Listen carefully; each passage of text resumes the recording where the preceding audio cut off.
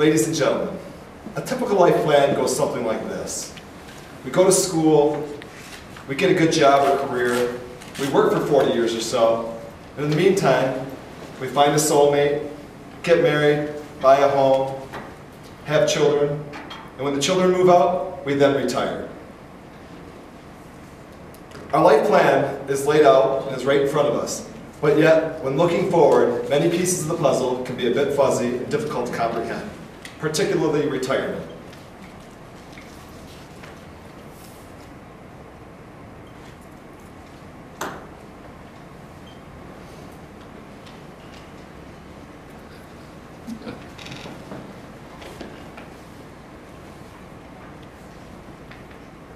And that is where the story begins. On a cold, snowy winter morning in 2009, my fiancée Danielle and I were running on treadmills at the gym when I looked over to her and asked, "Would you like to travel?" And she responded, "Well, yes, of course." So I asked her, "Why aren't we traveling more often?" And she replied, "Well, I got a job." Well, trying to avoid a look of temerity,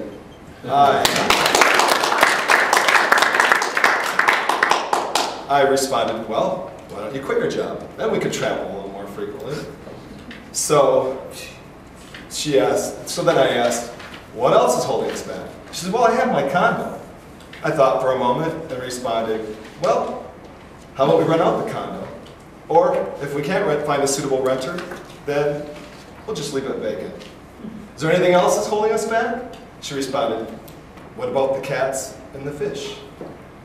I thought for a moment and replied, "Well, we could find someone to watch the cats, and we could find a new home for the fish in the fish tank. Is there anything else holding us back?" I asked. She replied, "Nothing that I can think of." So I pressed on. I said, "When do you want to start?" She thought for a little while, and then she responded, "Greg, I have no idea. What do you think?" I responded, "Well, if you put your notice in tomorrow, we can start in 2 weeks and 1 day." This may sound a bit spontaneous, and looking back, it probably was. But bear in mind, Danielle and I had frequently talked of extensive travel, and I was working on planning my retirement and setting goals for about a year up to this point. Specifically, I was working on how much money I would need for that time in my life. Financial planners have fancy formulas for this sort of thing, but I needed to fill in the variables. And there was one particular variable that I was having some difficulty with, and that was, what am I going to do with all of my time when I reach that age? I was throwing around ideas, and they were resulting in a wide range of required savings. $5 million, $10 million, a mere couple $100,000, even billions of dollars. You see, I was having difficulty with this because I didn't really have a true purpose or passion in my life at that time. So brainstorming these ideas was very difficult. And when I didn't have a purpose or passion, how would I know what I'd want to do when I was 50, 60, 70, or even 80 years of age? You see, I'd spent most of my adult life working in my printing company. I didn't work on finding a passion or purpose. And I didn't know that I had one, at least one that I could put my finger on.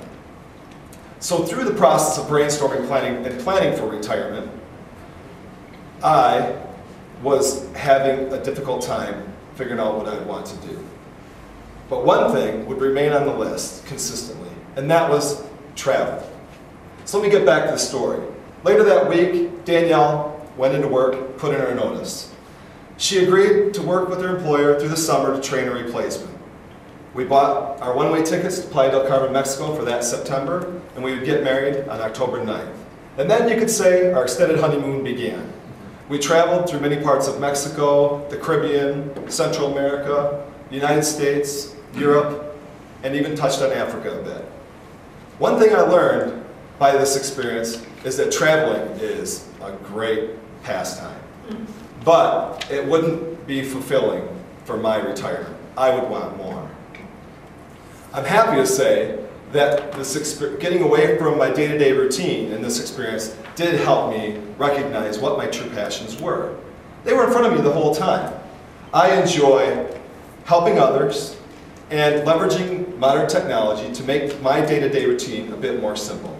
I've been doing this all my life, working in the family business, through school and college, building and growing my printing company, and quite a bit while I was traveling. So I developed an organization called Simple that's dedicated to helping the world community by providing awareness and education of commonly available tools and techniques to help improve individual lives. Now, I live each day with this purpose. I'm excited and am working hard every day to help as many people as I can. I can see enjoying this when I'm 50, 60, 70, even 80 years of age. Now, I can honestly say that I'm not only properly planning for retirement, I'm currently practicing it. Ms. Toastmaster.